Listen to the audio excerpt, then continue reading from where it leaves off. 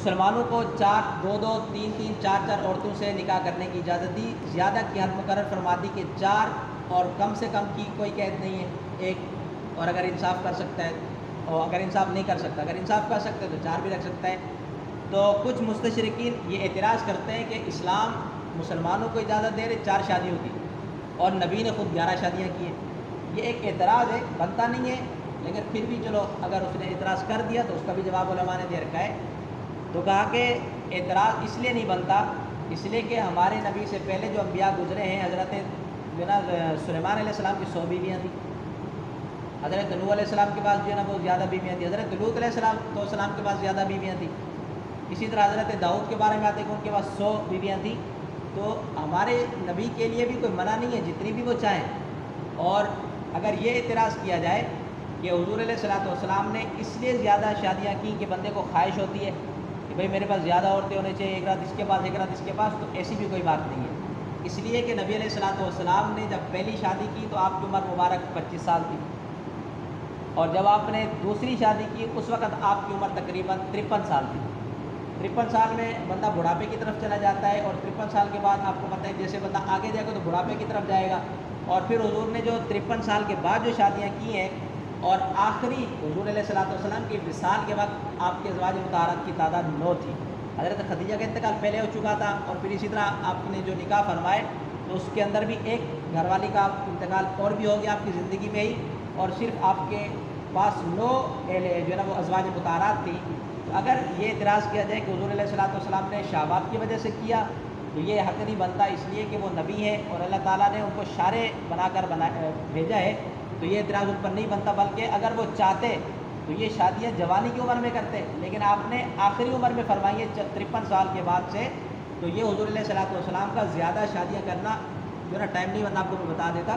کہ حضور علیہ السلام نے کن کن عورتوں سے شادی کی ہے۔ تو حضور نے تو صرف اس لیے کہا شادیاں زیادہ فرمائی تاکہ زیادہ خاندانوں کو اسلام کی دعوت دی جائے، اور آپ زیادہ سے زیادہ اگر شادیاں فرماتے تو زیادہ سے زیادہ لوگ اسلام کی طرف لے کر آتے۔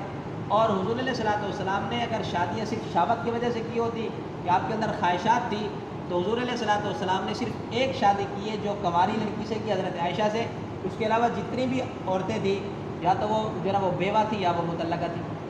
یعنی آپ نے ان سے شادیاں کی جو پہلے سے شادی شدہ تھی،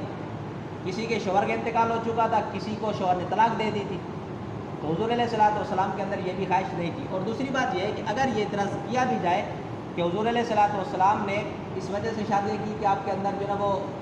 خواہشات کی وجہ سے کی ہیں، امام علامہ بدر الدین عینی لکھتے ہیں کہ امام ابو نعیم نے حضرت مجاہد سے حجت الاولیاء میں روایت کیا کہ آپ کو 40 مردوں کی قوت دی گئی، حضور علیہ السلام کو 40 آدمیوں کی طاقت دنیا میں عطا کی گئی۔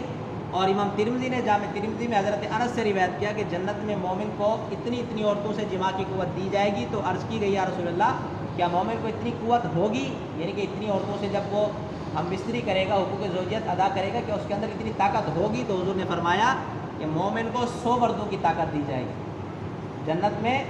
100 مردوں کے برابر ایک آدمی کو طاقت دی جائے گی۔ اور اس کے بارے میں جب دنیا میں حضور کو 40 مردوں کی طاقت دی گئی اور جنت میں ایک آدمی کو 100 مردوں کے برابر طاقت دی جائے گی، اگر اس کو 40 کو ہم 100 سے ضرب دیتے تو 4000 جواب آتا ہے۔ مطلب حضور کو 4000 مردوں کی طاقت تھی، لیکن آپ نے پھر بھی 11 شادیاں کی، ورنہ تو اس تعداد سے تو حضور علیہ السلام کی کثرت سے جو ہے نا وہ شادیاں ہوتی، لیکن حضور علیہ السلام نے جو ہے نا وہ جماع کرنے کی وجہ سے یا جو ہے نا وہ خواہشات کی وجہ سے شادیاں نہیں فرمائی، بلکہ آپ کا جو مطمع نظر تھا وہ یہ تھا کہ زیادہ سے زیادہ لوگوں تک اسلام پہنچے اور زیادہ سے زیادہ لوگ حضور کے خاندان سے تعلق رکھیں، تاکہ لوگ زیادہ سے زیادہ اسلام کی طرف راغب ہو سکے۔ یہ وجہ ہے حضور علیہ السلام کا صرف 11 شادیاں کرنے کا، زیادہ کثرت نہیں ہے، صرف 11 شادیاں۔ اور حضور خود شارع ہیں، یہ جو اعتراض کیا نا کہ امت کو 4 شادیاں کرنے کی، آپ کو 11 شادیاں کرنے کی، تو حضور شارع ہیں، جیسا چاہے قانون بنا دیں،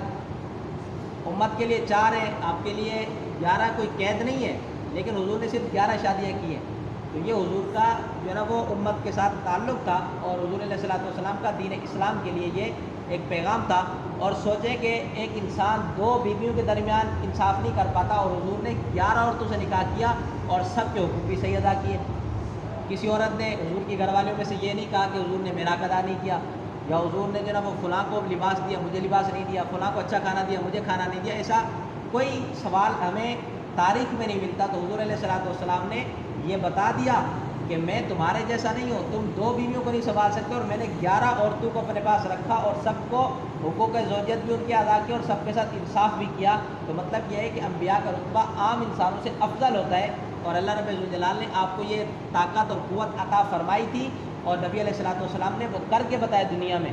کہ دیکھو ایکم مثلی، یعنی کہ میں کون ہے میری مثل، اور میری مثل حضور نے فرمایا کہ کوئی نہیں ہے۔ تو نبی علیہ الصلوۃ والسلام کا یہ پیغام دنیا کے لیے، اور حضور نے عدل اور انصاف کر کے بتایا کہ سب سے زیادہ عدل اور انصاف کرنے کے نبی لائق ہوتے ہیں۔